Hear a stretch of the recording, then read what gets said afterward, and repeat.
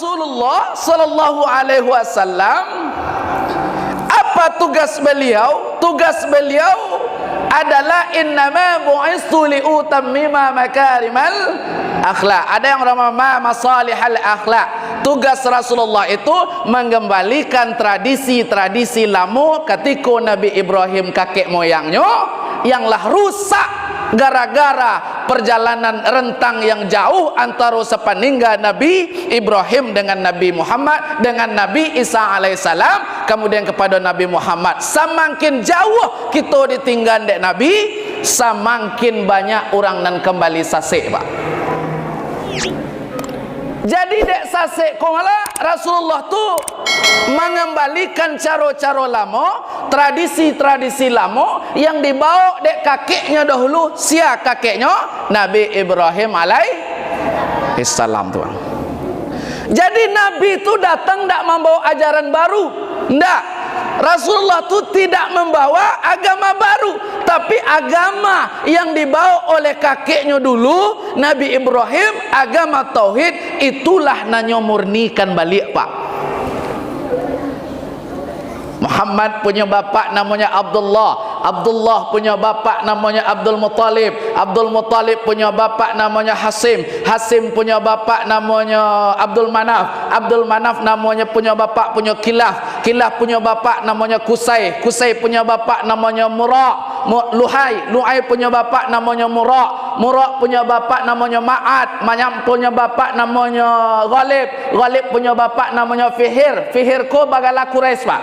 Fihir ko nama gala Quraisy, maka tu keturunan Quraisy itu kecil orang. Karena nenek moyangnya dulu ada namanya Fihir, ketek namanya Fihir, gadang bagala dengan Quraisy. Itu.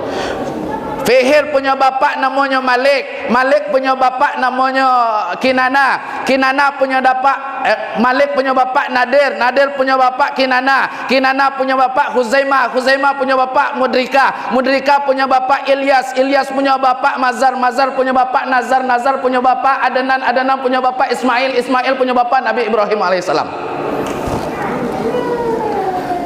Baik, itu ranji dari Nabi Muhammad sallallahu alaihi wasallam. Bapak Rasulullah sampai kepada Nabi Ibrahim alaihissalam.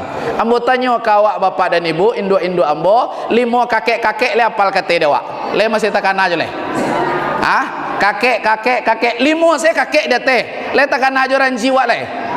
La ilaha illallah Muhammadur Rasulullah. Ba ada keputui wak. Kadang sasuku, kadang saparui. Tiba dia anak awak besok nyo suko kepada padusi ko. Tanya tu cari-cari ujung kala hanya sesuku kira, Pak. Saparui kira ujung. Itu kalau kita lah hilang dari ranji kita, hilang dari nasab kita. Bapak dan Ibu yang dimuliakan Allah Subhanahu wa taala. Jadi Muhammad itu diutus bukan untuk membawa ajaran baru, bukan.